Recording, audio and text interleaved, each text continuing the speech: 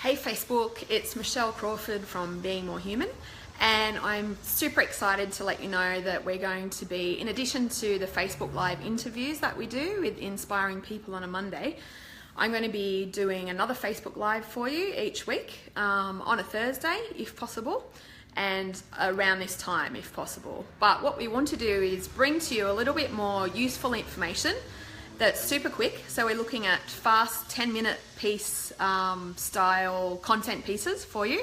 And today, the content that we're going to talk about is perfectionism. And perfectionism is a really interesting conversation. And I know when I'm working with executive teams and leadership teams, it's a particular style of thinking that comes up often. And there's a number of reasons for that, but one of them is that the specific tool that we use when we're working in that environment is a tool from a company called Human Synergistics. But it actually measures a whole range of different ways of thinking, but one of the styles that it measures is perfectionistic.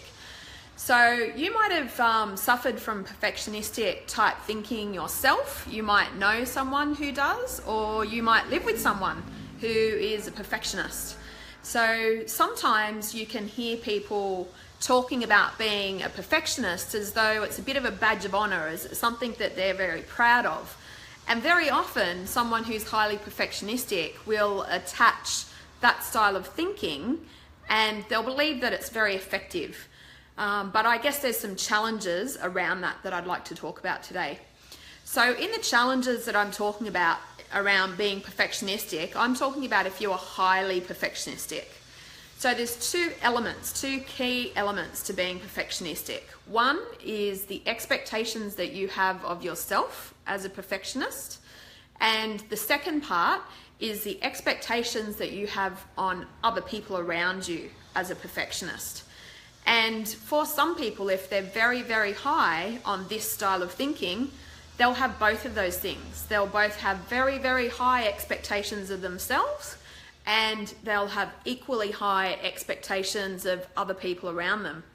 Now, there's a lot of challenges around that, because if you work with people, you'll know in your own family or in your own life, if you set very, very high goals that are difficult for those goals to be achieved, it is very, very likely that people won't achieve those goals, and then they feel bad that they haven't achieved those goals, and it plays into the core of what is at the center of perfectionistic thinking.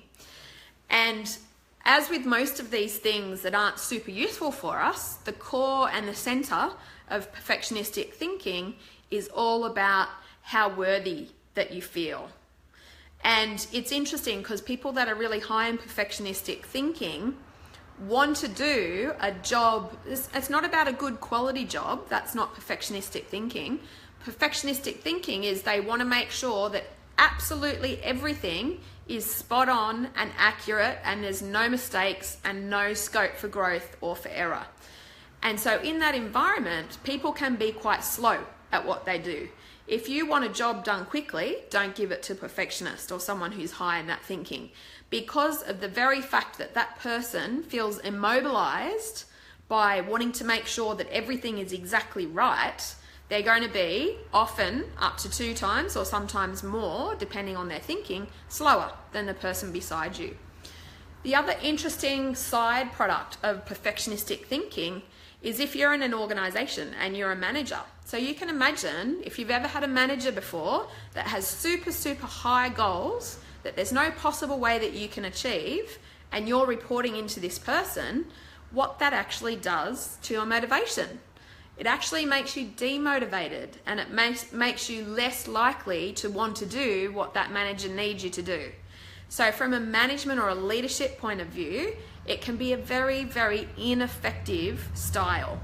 And out of all of the 12 styles that we measure in the circle, the 2 that are the most connected to staff turnover are perfectionism and another style called oppositional thinking.